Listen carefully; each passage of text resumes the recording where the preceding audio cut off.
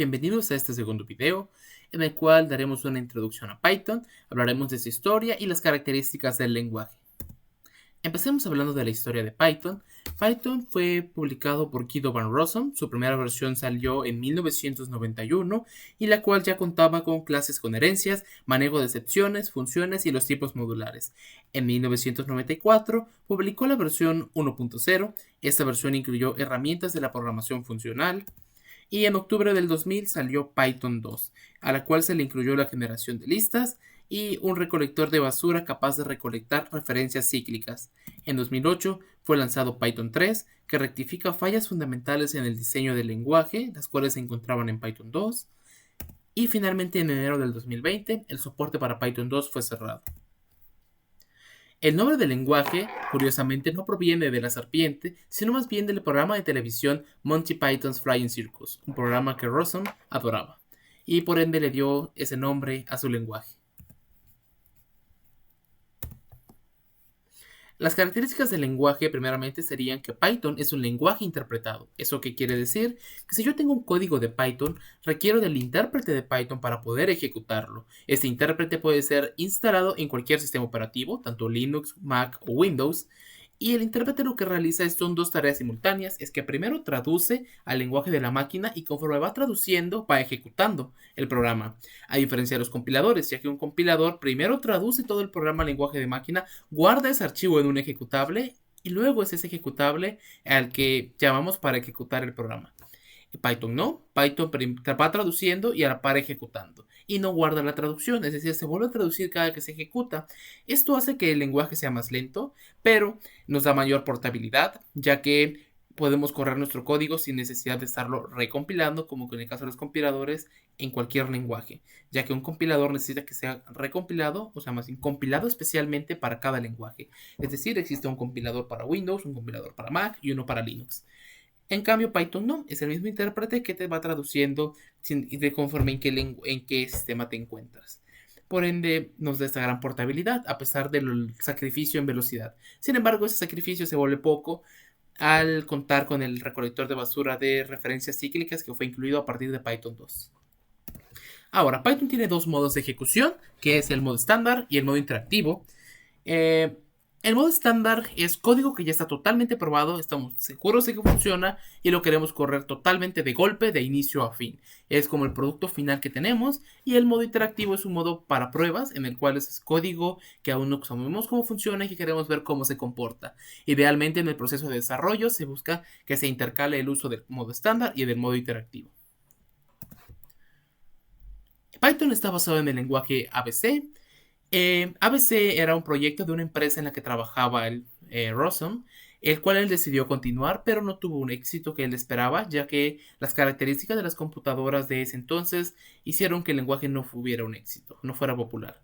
Después, Rossum buscó darle nueva vida a ABC creando Python, el cual se basa principalmente en este otro lenguaje y lo podemos ver que sus sintaxis son muy similares.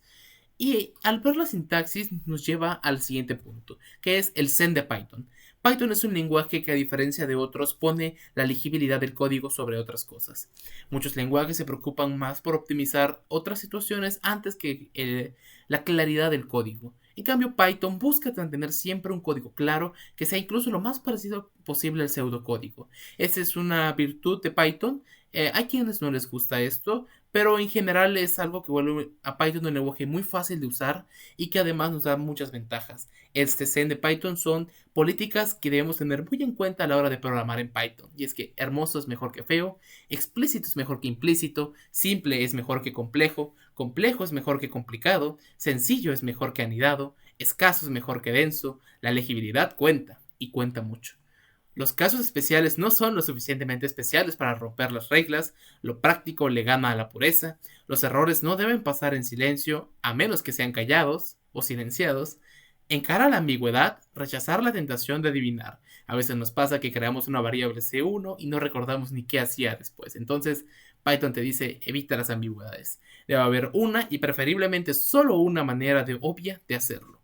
Aunque esa manera puede no ser obvia en un primer momento, a menos que seas holandés. Ahora es mejor que nunca, aunque nunca es a menudo mejor que ahora mismo. Es decir, planea. No te lances de boca a las cosas al instante, sino tener una cierta planeación para realizar tus cosas. Y si la aplicación es difícil de explicar, es una mala idea. Si cuando tú vas a realizar una aplicación Python y esta es muy difícil de explicar, es una terrible idea. Ahora, si esa aplicación es fácil de explicar, puede ser una buena idea. No necesariamente lo es, pero puede que lo sea. Y los espacios de nombres son una gran idea. Hay que hacer más de esos. Los namespace o espacios de nombres son una característica de Python que se encuentra en otros lenguajes también, pero Python le da una gran importancia y de la cual hablaremos más a lo largo del curso. Ahora, otra de las grandes virtudes de Python es la gran cantidad de librerías para realizar muchísimas actividades y aplicaciones en Python. Entre ellas tenemos las tres principales que usaremos a lo largo de este curso, que es Pandas, NumPy y Matplotlib. La gran ventaja que poseen estas librerías es la alta compatibilidad entre ellas. Uno de los objetos creados de NumPy puede ser usado por métodos de Pandas o por métodos de Matplotlib.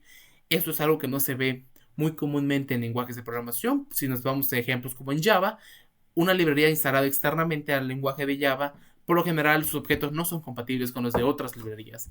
En cambio, las librerías de Python buscan tener una alta compatibilidad entre ellas.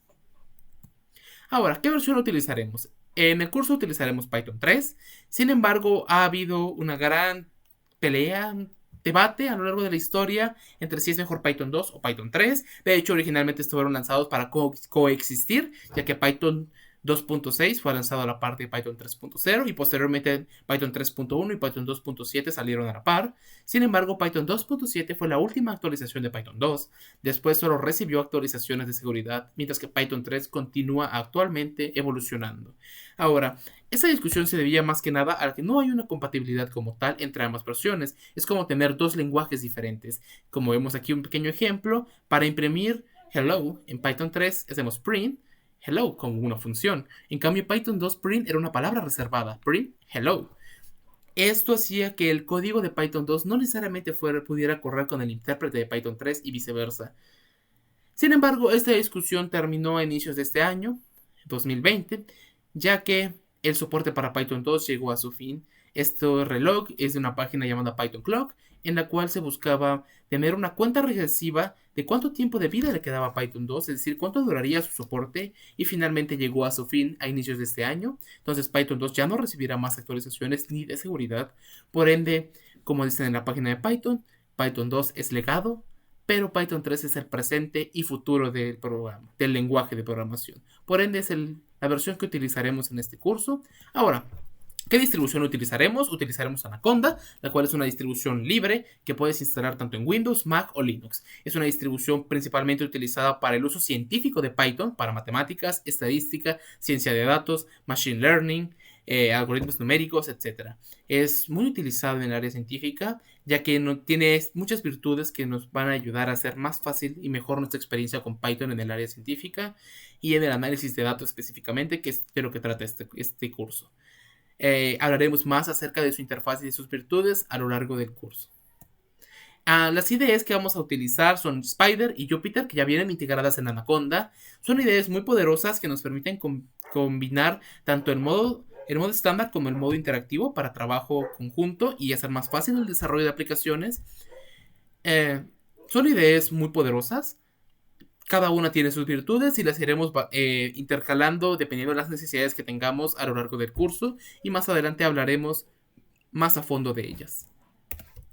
Ahora, la bibliografía recomendada para el curso es Python for Data Analysis. Es un libro muy bueno del autor Wes McKinney de la editorial O'Reilly. Es un libro muy completo que les recomiendo ampliamente para seguir con este curso y con este tema 7 de la materia de desarrollo de aplicaciones informáticas. Esto es todo por el momento. En el siguiente video hablaremos sobre Anaconda y cómo instalarlo. Nos vemos.